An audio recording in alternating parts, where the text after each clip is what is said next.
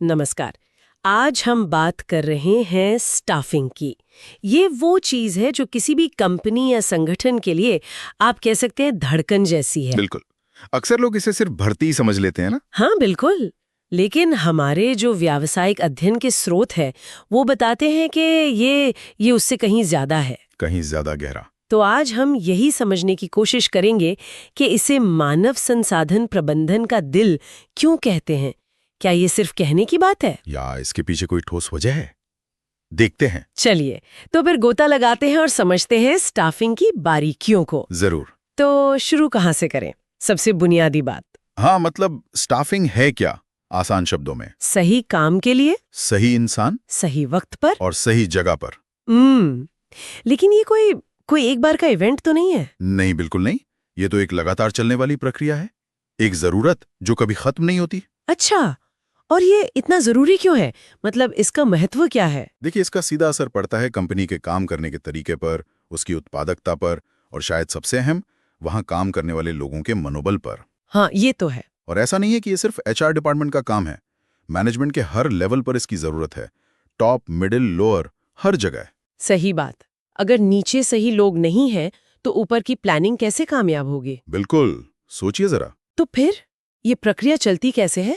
मतलब इसके main steps क्या हैं? सबसे पहला और मेरे हिसाब से सबसे जरूरी है कार्य विश्लेषण, यानी जॉब एनालिसिस। जॉब एनालिसिस मतलब ये समझना कि किसी खास पोस्ट पर असल में काम क्या है, क्या स्किल्स चाहिए, क्या अनुभव चाहिए। कई बार कंपनियां यहीं जल्दबाजी कर जाती हैं और फिर गलत चुनाव हो जाता है। अच्छा, यहीं से गड़बड़ शुरू होती है। हाँ, इसके बाद आता है मानव शक्ति नियोजन, यानी ये अंदाजा लगाना कि हमें आगे कितने लोगों की जरूरत पड़ेगी और किस तरह के लोगों की। ठीक है, तो काम समझा, जरूरत समझी, अब लोगों को ढूंढना। हाँ, अब आती है भर्ती, यानी रिक्रूटमेंट। हाँ, और फिर चयन, यानी सिलेक्शन। भर्ती और चयन ये दो अलग चीजें हैं। हाँ, भर्ती का मतलब है लोगों को अप्लाई करने के लिए खींचना, आकर्षित करना। ओके, और चयन का मतलब है उन सब एप्लीकेंट्स में से सबसे सही उम्मीदवार को चुनना। समझ गई। तो भर्ती के तरीके क्या होते हैं? कहाँ से आते हैं उम्मीदवार? मोटे तौर पर दो रास्ते हैं। एक तो आंतरिक, मतलब कंपनी के अंदर से, जैसे किसी का प्रमोशन कर दिया। या ट्रांसफर। बिल्कुल, प्रमोशन, ट्रांसफर।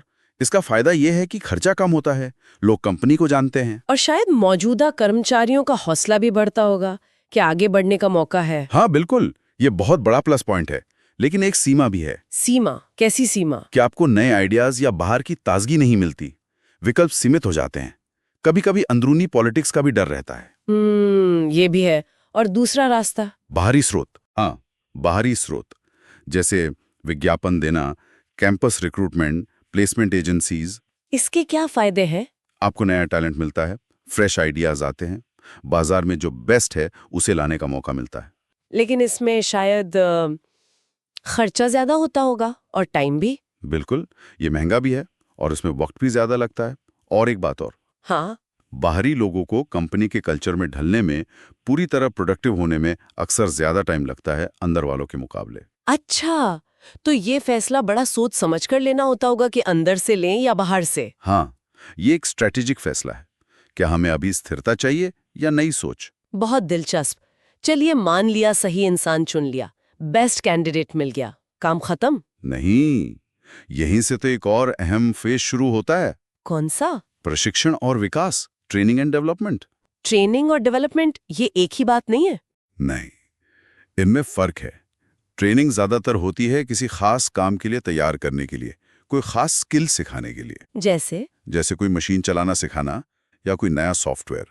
इसके तरीके भी अलग अलग हैं, जैसे काम पर ही सिखाना, ऑन द जॉब ट्रेनिंग, या कोचिंग। ओके। और विकास यानी डेवलपमेंट? डेवलपमेंट का फोकस बड़ा होता है।